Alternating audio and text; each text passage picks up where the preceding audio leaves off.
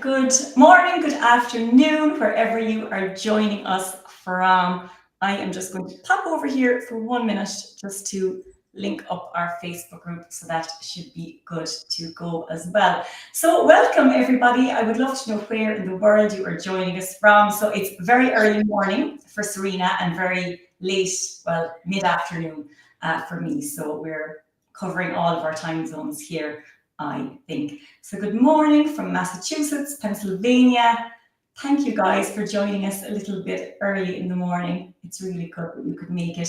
So we are here for the very first live Q&A of the Tunisian Crochet Summit, and I'm very excited to have Serena, also known as the Crafty Crochetier, joining us for this first question and answer session. So if you haven't registered for the summit, and I'm guessing most people have registered already, there is a QR code up there in the top corner, so you can scan that and sign up if you already need to do so. So I'm going to hand over to Serena now. So could you just tell us a little bit about yourself, Serena, and how you got started with Tunisian crochet and everything about the Crafty Crochetier? Absolutely. Hi, I'm Serena. I have been crocheting and knitting and sewing from my whole life. When my grandmother taught me when I was little, but I didn't learn how to Tunisian crochet till the pandemic probably, and that's when everybody's sitting around. They didn't have much to do, and I picked up my Tunisian crochet hooks and I fell in love, and that's been probably my favorite thing so far in all of those skills that I've learned with. I didn't end up sharing my patterns initially. Like I was just working on things, and my sister-in-law wanted to learn how to crochet. And I started sending her little video tutorials, and I was like, well, if I'm sending her them, maybe I should just start a blog and a YouTube channel. And that's actually where I got started with sharing stuff, is basically in a desire to have her learn crochet. That's a really good way to get started, isn't it? And I think it's nice to have someone who is going to be really supportive and it's kind of like a low stakes way to get started, isn't it? So that's really nice. And did she pick it up? No. I've given her like kits on how to do it, and she'll like send me pictures saying I'm gonna start, but then I never see anything that happens afterwards. So yeah, but hopefully I've been able to reach a lot of other people instead. Yeah, exactly. Well, at least it got you started, and you have a lot of patterns out there now. So I think it was worth it. Yes. So let me just pop back to the chat here. Okay, so if you have any questions for Serena, please do ask them now. I have some that people submitted earlier, so let me just get those, but feel free to ask away in the chat. So you can ask anything about shawls, shaping, different types of yarn that you might want to use for your shawls, or really anything Tunisian crochet related, because even though Serena's class is on shawls, I mean, she obviously does lots of other stuff too, and she knows a lot about Tunisian crochet. So please feel free to ask any question that you like. Okay, I'm just gonna get some of the questions that we had from earlier. I'm gonna just apologize ahead of time. I have 3 dogs who like to bark when they hear anything. So I think video tutorials a lot of fun, but I'm gonna apologize just in case they get a little bit rowdy. Oh, that's okay.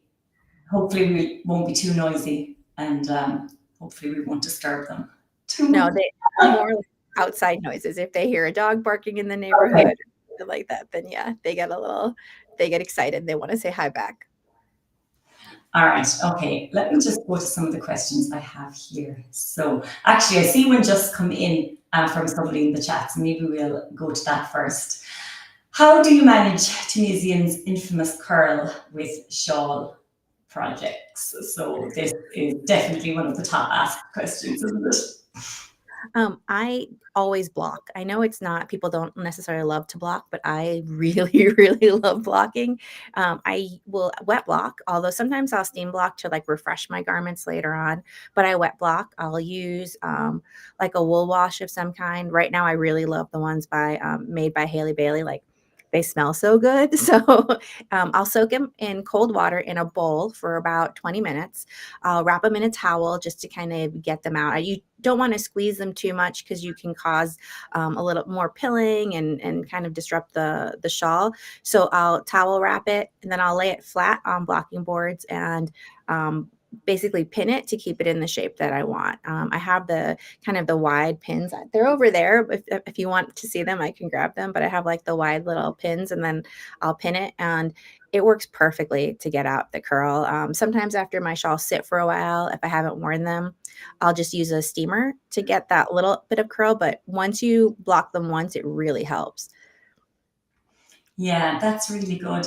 And do you find that using that hand wash addition makes a big difference? Because I have actually never used that. I only just use water, and for me, I definitely find things seem to bounce back, and that's obviously the way that I'm doing it. Especially with Tunisian, I do find it hard actually to get them to stay flat. So I wonder if that makes a difference.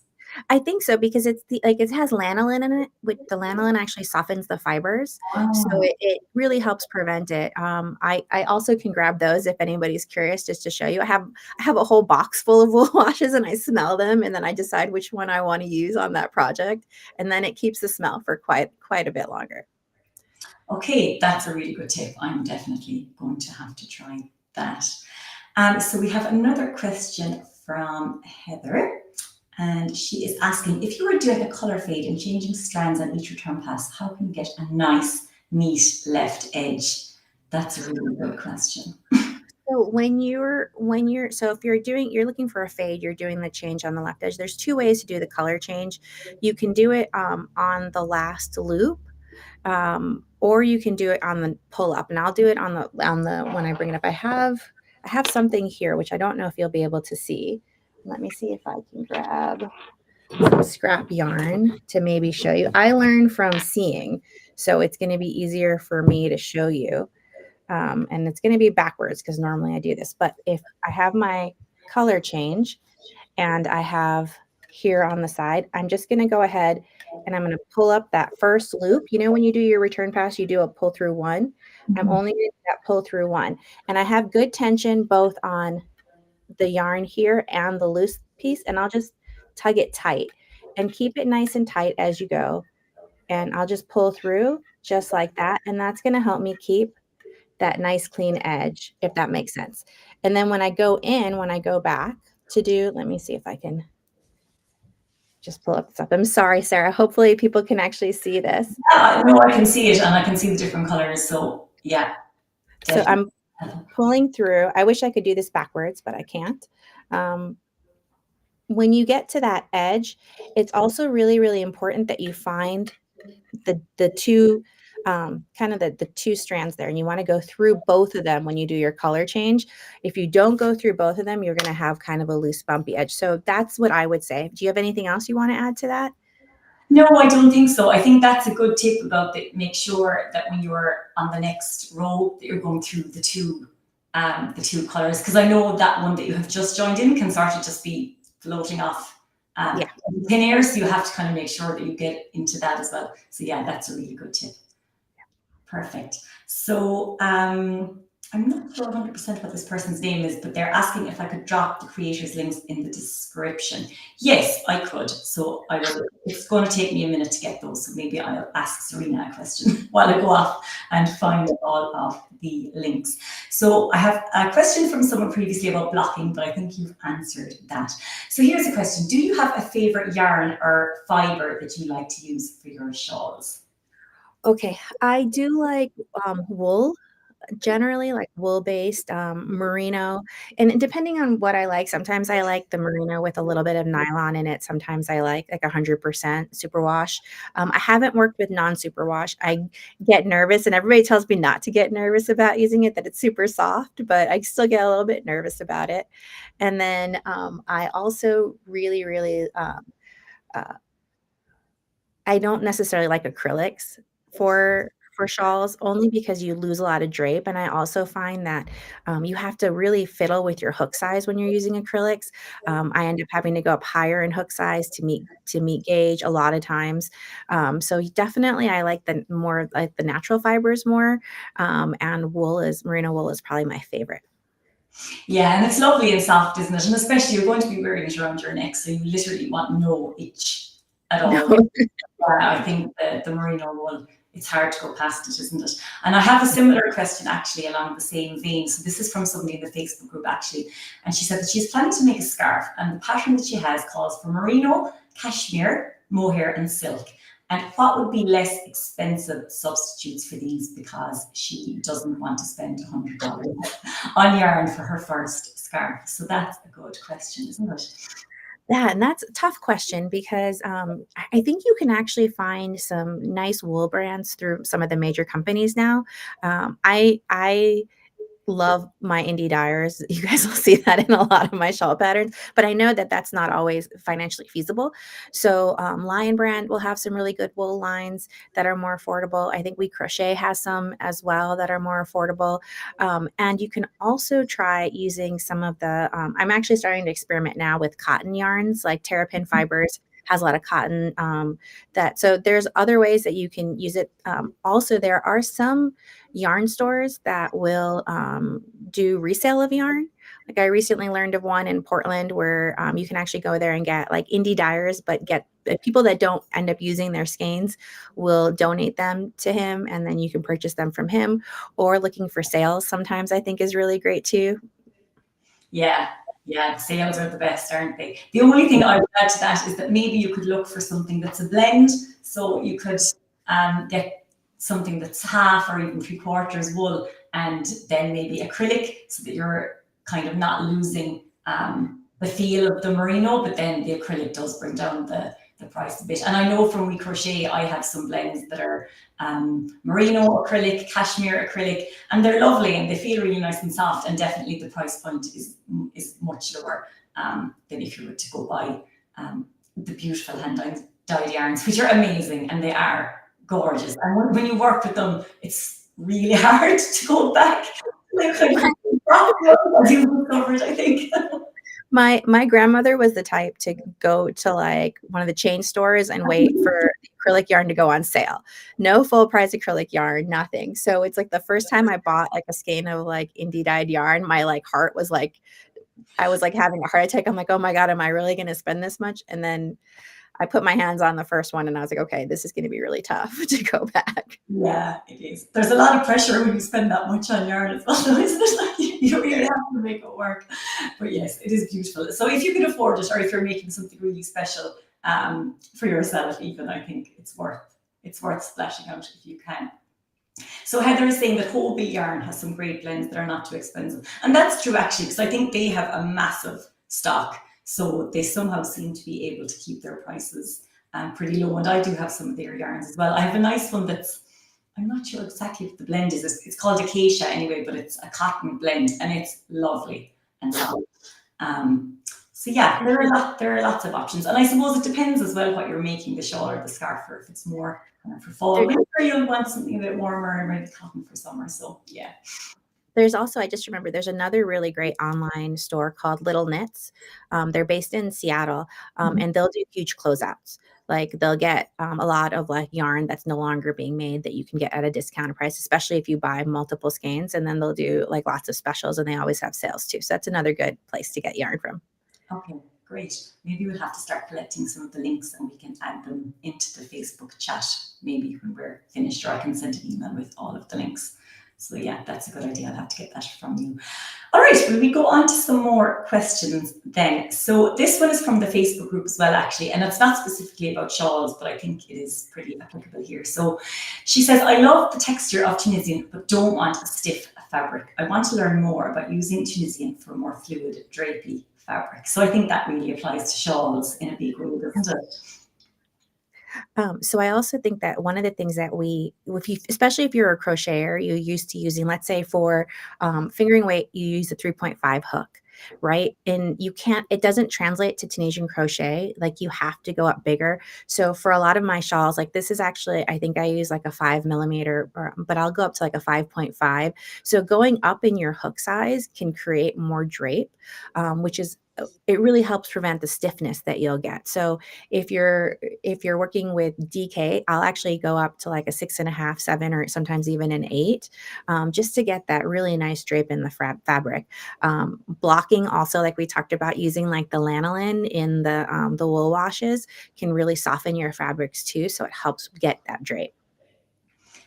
But yeah, that's a really good tip. I'm definitely going to have to go buy a bottle of that. I think it's going to make the world of difference. Yeah. Okay. I hope that answers your question. I think a bit of experimentation as well, and it depends probably how you crochet yourself. Like I'm naturally a very tight crocheter, and I mean, when I first started Tunisian crochet, I paid no attention to what hook I was supposed to be using. I just did my own thing, and it was like cardboard. It was so stiff. Now I was practicing on this awful acrylic yarn, and I just used like, I don't know, a 5.5 millimeter hook with a worsted weight yarn or something, and it was awful. So I paid more attention to the instructions after that. But yeah, it depends as well. If you crochet very loosely, you actually might find that you don't need to go up that many hook sizes. But if you crochet quite tightly, you might need to experiment a bit.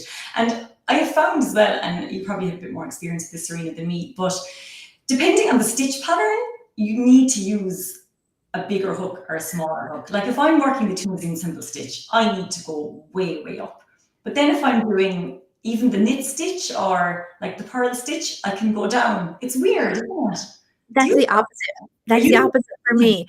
So the simple stitch, I can stay with like a 5, but if I go to the knit stitch, I go up to like a 5.5 because it's just the way, I guess, your tension in your hands, how you're holding your yarn, that makes a huge difference. So everybody, like you said, everybody's different. So experimenting.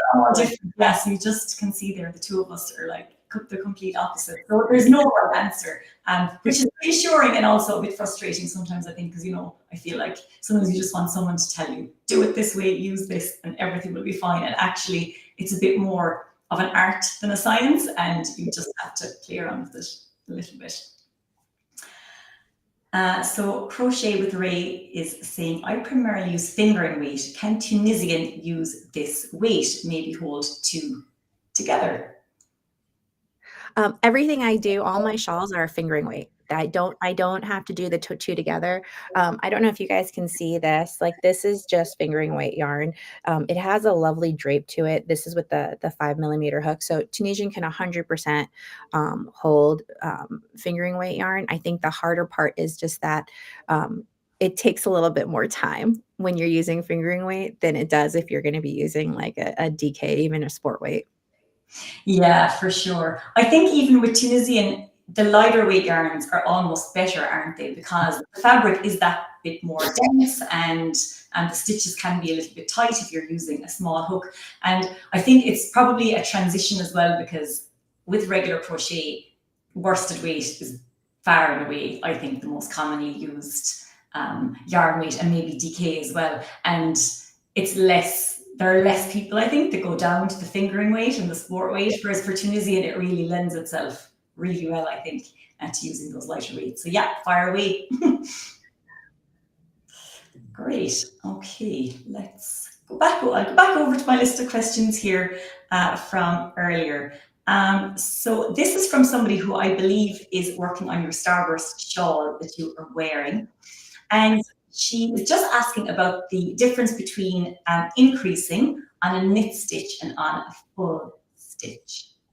And she said she's seen in the past there was a knit increase, but actually it was more like a full stitch increase. Are they very similar? So they are similar in the way that they're increases. So you can there's so many multiple ways to do increases. You can do a full stitch after, you have the live loop on your hook, right? And before you go into that next stitch, you can do a full stitch there to get an increase, and that'll give you like a nice increase going along one side. I really, really like to do in that next stitch over after the stitch on your live loop is to do 2 stitches in that next loop. So I will go in and do a simple stitch and then do a knit stitch into that same stitch. And it gives a really nice, pretty edge. I'm gonna, did I do it on this one? No, this one I don't think let's see. Which shawl did I do that on? So here maybe. Oh, I know I did it on this one.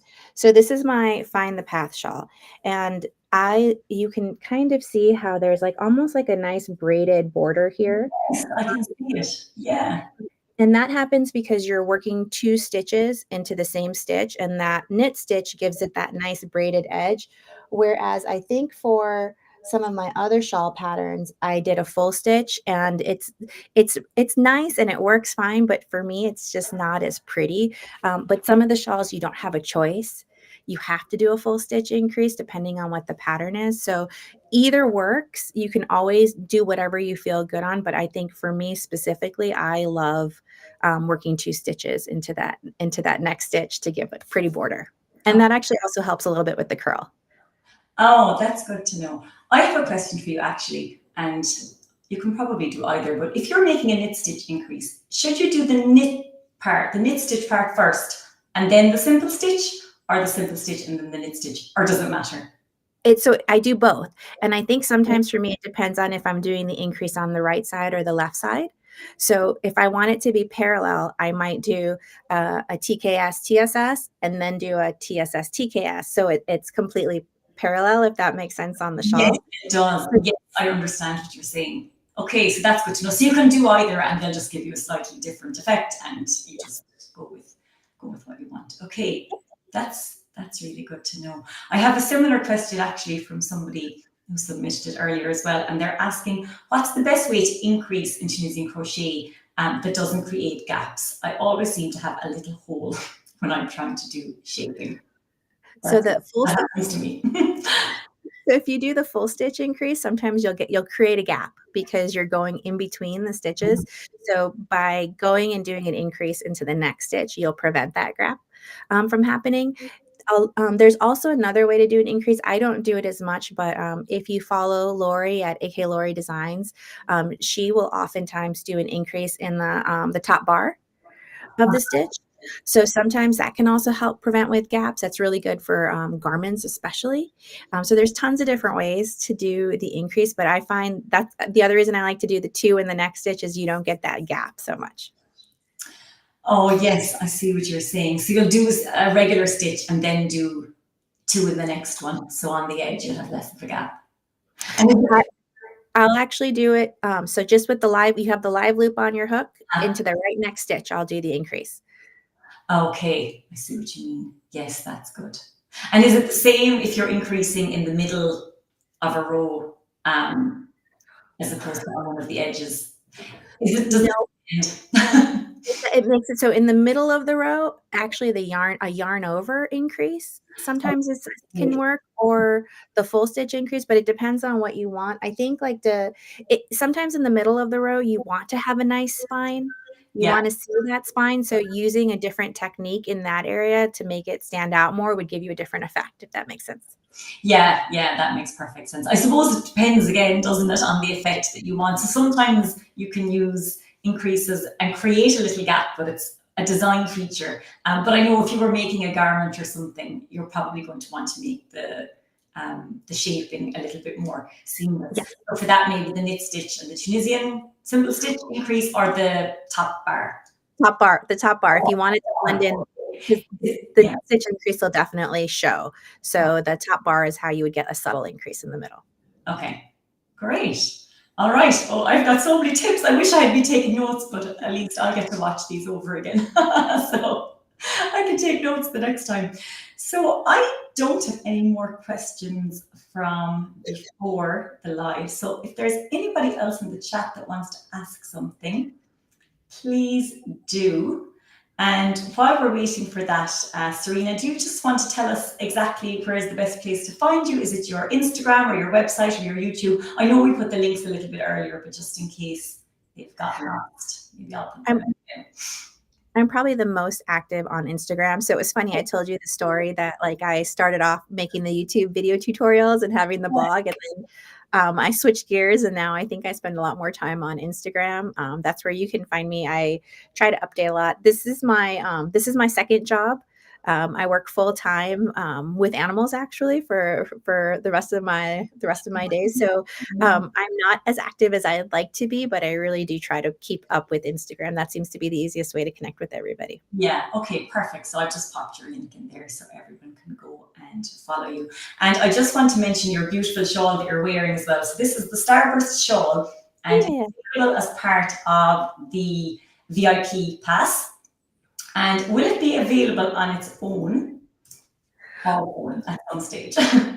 It will be. I think once the videos, I think that we're going to have the videos here specifically for several months. Yeah. Then once the videos are no longer part of the summit, then this will be released with the video tutorial on YouTube, the way that my other patterns are. Perfect.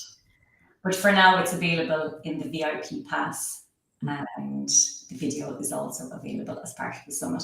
So I'm actually just going to put a link in here for the VIP pass, just for anyone that hasn't had a chance to get it. So I'll do a very quick recap on it. So you get all of the replays of the videos that we're recording today, so all of the live Q&As, and then you get lifetime access to all of the video classes as well. So as part of the free version of the summit, we have 7 classes that are available today, and they're there for 24 hours, and then another 7 tomorrow. But if you miss any of them, or you kind of wanted to revisit them or look over them again, then the VIP pass is probably a good option for that. And it also has 14 patterns submitted by all of the designers, so you can continue practicing your skills well into the future. And we have also put together a big written ebook with all of the information that the designers have shared with us in their videos, but just into written format and some kind of step-by-step photo tutorials and articles and things like that. So it's really nice, I think, if you don't want to be looking at a screen 24/7 and you need a break, and you can have a look through that ebook. So that's the VIP pass, and I have put the link to it there.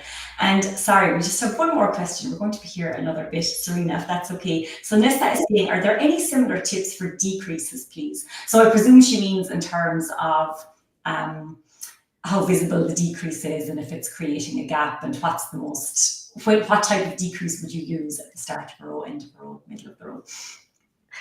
I'll talk about it a little bit, but I think is Andy from Yarn Andy, is she also talking a little bit about increases and decreases? Yeah, she's talking about shaping, but it's yeah, she's talking about different types of shaping in short rows, and there are other shaping things that she's going to be talking about too. But if you want to cover it here, yes, I'll talk a little bit about it. But you may also, if you watch their live or her live, you may be able to get even more tips. Actually, so yeah, we can go even more in depth into it. Yeah. But what I find for specifically for shawl shaping is I love to do 2 togethers.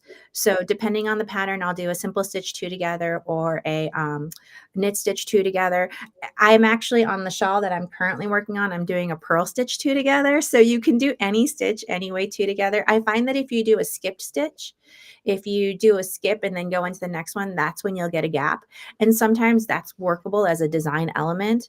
Yeah. For my coalescing shawl, because it's got a lot of like arrowhead type stitches in there, doing a skip stitch actually works really, really well for creating that gap if you want a lacy effect. And I think Yarn Andy just jumped in. Yeah. Hi, Andrea. Yeah, so I'll wait and let her talk about everything else. But that's the way that I prevent the gaps on the shawl shaping. Yeah, that's perfect. Okay, so I think we have covered everything that was asked, so that's wonderful. So I have the link there to the VIP pass. I have the link to Serena's Instagram and her YouTube channel, so you can go and follow her there. And thank you so much for joining us for this very first live Q&A. So I will be back here in about 30 minutes with Andrea from Yarn Andy. So perfect. Look at that timing. That's perfect timing. Yeah, we couldn't have planned it any better. All right. Thanks so much, Serena. Take care, everybody.